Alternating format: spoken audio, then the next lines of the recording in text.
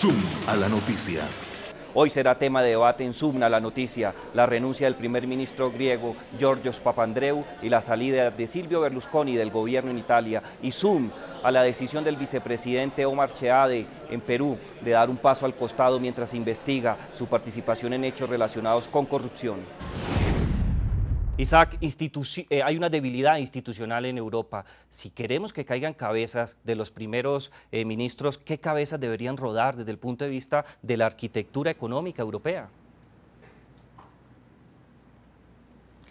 Bueno, yo pienso que en un régimen parlamentario como el que existe en los países europeos, la responsabilidad la tiene que asumir el primer ministro, y en este caso, pues estamos en el caso de Grecia al punto de tener un gobierno de unidad nacional para abordar el problema. Y yo creo que eso está bien, es necesario. El primer ministro Papandreou hubiera querido hacer este referéndum, pero lamentablemente la cumbre del G20 y la cumbre de la Unión Europea antes le impidió esto. Porque eso hubiera sido interesante, someter el tema a una consulta popular. Lamentablemente hay demasiada urgencia y parece ser de que lo que viene es un gobierno de unidad nacional, que creo que es lo necesario en un caso como este. Italia es distinto, la coalición que gobierna parece estarse desarreglando, de manera que el primer ministro Berlusconi ha ofrecido renunciar después de la aprobación del presupuesto, y pues ahí vendrá un arreglo. No creo que sea un gobierno de unidad nacional en el caso de Italia, pero creo que va a venir una salida. Yo creo que el régimen parlamentario ofrece esta posibilidad. Claro creo que sí. es interesante el cambio de la cabeza de gobierno para tratar de resolver eso. Pero Alberto, entonces, ¿dónde queda la responsabilidad de otras instituciones europeas? Yo creo que hay un problema ahí sistémico, definitivamente, pero yo primero quiero hacer que convengamos aquí, Jairo, en que se podrá ir Berlusconi, se podrá ir Papandreou, seguramente se va a ir el próximo, el que sustituya a Papandreou, también se va a ir el que sustituya a Berlusconi, y nada de esto va a cambiar la situación actual. Es decir, estos cambios políticos de ninguna manera van a ayudar a que se resuelva el verdadero problema de crisis económica que está en estos países. Yo creo que esto es importante recalcarlo. Esto se hace, esto es una adición que le da color al sistema, pero al problema, pero el verdadero problema, la dimensión de este problema es la crisis financiera, el asunto de que Italia por sí mismo debe más dinero de lo que debe, ahora que estabas hablando de los demás países, debe más dinero de lo que debe España, Irlanda, Portugal juntos. Así es que el problema con Italia es que es un país efectivamente que es demasiado grande como para dejarlo caer, pero también demasiado grande como para poderlo salvar, y estamos frente a una situación muy peligrosa de dimensiones insospechadas. César, es muy interesante lo que dice Alberto. ¿Usted está de acuerdo? Mira, Italia tiene un problema serio de hace tiempo. Sus niveles de productividad, en lugar de ir aumentando, han venido disminuyendo. Italia tiene la tasa de crecimiento más baja de toda la eurozona en la última década. Eso es en gran parte responsable por las indecisiones del primer ministro, entretenido en resolver sus problemas de faldas y otras cosas, que preocuparse del gobierno del país. Pero sí creo que va a ser muy difícil que una solución política resuelva una situación económica y financiera, porque la verdad es que manteniéndose en todos estos países dentro de la eurozona no tienen una salida viable, porque no pueden devaluar y tampoco pueden hacer un default importante de la deuda, salvo el perdón que le pueden hacer los bancos, como en el caso de Grecia, del 50%. Pero entonces no hay una salida inmediata ni aparente, a menos que consigan recursos otra vez muy abundantes como hubo en el pasado del resto de los países ricos, que les permita aumentar rápidamente su productividad para llevarlo a los niveles de Alemania y Francia, pero eso está muy lejano. La crisis va para largo. La crisis va para largo. Escuchemos ahora qué mensaje le envía la oposición italiana a Silvio Berlusconi. Si usted todavía tiene algún sentido de responsabilidad hacia Italia y hacia la izquierda, por favor dimita. Vamos a tomar nuestras propias responsabilidades para nuestro país. Vamos a hacernos responsables. Miguel, ¿quién puede tomar las riendas en Italia para solucionar esta crisis que no se agota por ahora, como bien lo dijo César?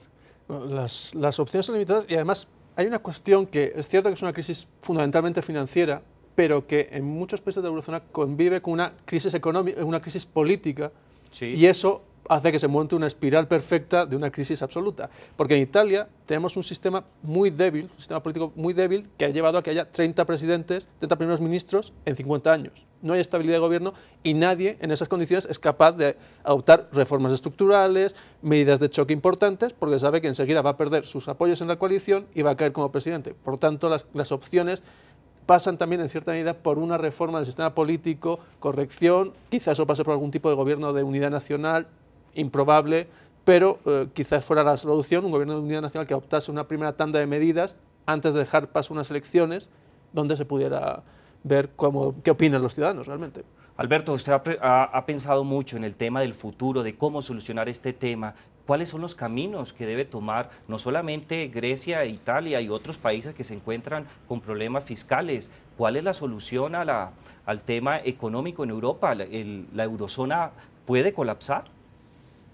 Totalmente que sí, absolutamente que sí. Y escuchando a mis compañeros panelistas, quiero recalcar que la solución es tan apremiante el problema en estos momentos que desafortunadamente la solución no está en manos ni de los italianos, la solución de cada uno de estos países no está en manos de ellos propios.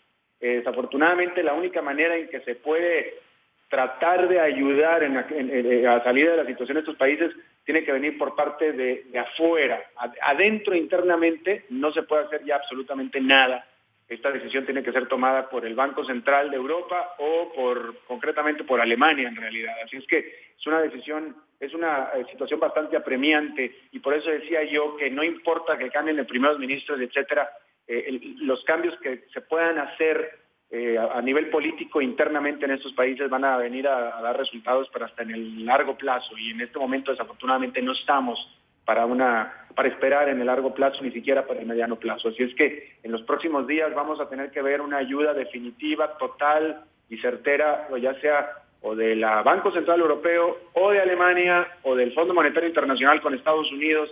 Estamos hablando de cosas de esa envergadura y de que yo doy por sentado que Grecia sale del euro, definitivamente, y si quieres escuchar y hacerle caso a Paul Krugman, Premio Nobel de Economía, dice que incluso hasta Francia va a terminar saliendo del euro también. Isaac, ¿usted me quiere agregar algo? Isaac. Bueno, yo creo que hay posibilidades de un arreglo, pero va a demandar sacrificios muy grandes. Por ejemplo, en el caso de Grecia, el recorte de pelo que han aceptado los bancos es pérdidas de 50% en el valor de los bonos griegos. Y en el caso de Islandia, por ejemplo, en donde un cambio de gobierno llevó a una solución muy interesante, porque lo que hicieron fue intervenir los bancos y las pérdidas las absorbieron los accionistas y los tenedores de los bonos. O sea, ¿quién paga el costo del ajuste? Es el problema. Si no hay ajuste sin costo, y el costo lo tiene que pagar alguien. En América Latina sabemos algo de eso. Perdimos 10 años de crecimiento para salir del problema de la deuda. Vamos a ver en Europa cómo se distribuye la carga del ajuste. Es muy interesante eso, César. ¿Quién va a pagar el costo entonces? Mira, Alemania ha decidido ayudar a Grecia y seguramente va a ayudar a Italia porque no puede darse el lujo de asumir el financiamiento de los bancos que quebrarían si es que no ayudaran a Grecia e Italia. Hay dos maneras de hacer esto. O ayuda a Grecia e Italia para que le paguen a los bancos alemanes y franceses, que son los que tienen la deuda más grande, para que evitar estos bancos quiebren, o se olvidan de Italia y de Grecia y ayudan directamente a los bancos. Pero si no ayudan a Italia y a Grecia, ambos tendrían que salir de la zona euro y entonces eso significaría que la totalidad del rescate tendría que correr a cargo de Alemania y de Francia en este caso.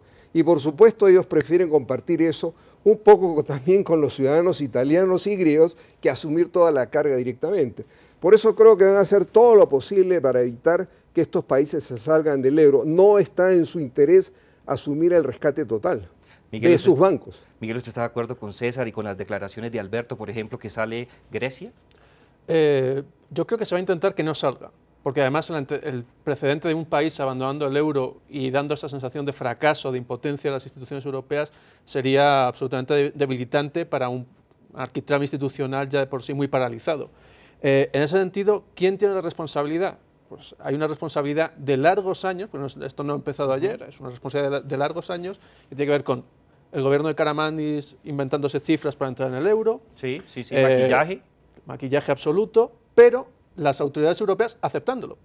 O sea, no haciendo una inspección realmente seria, incluso sabiendo en algunos casos que esas cifras eran delirantes, pero diciendo, bueno, no pasa nada, pueden pasar y todo va a estar bien, porque dentro van a aprender a trabajar y se van a disciplinar y nos vamos a volver todos alemanes. Una especie de idea de que todo el mundo... Bueno, lo cierto es que no ha pasado. Más bien ha pasado lo contrario. Se ha abierto a muchos países, incluso la ampliación al este ha tenido este mismo problema.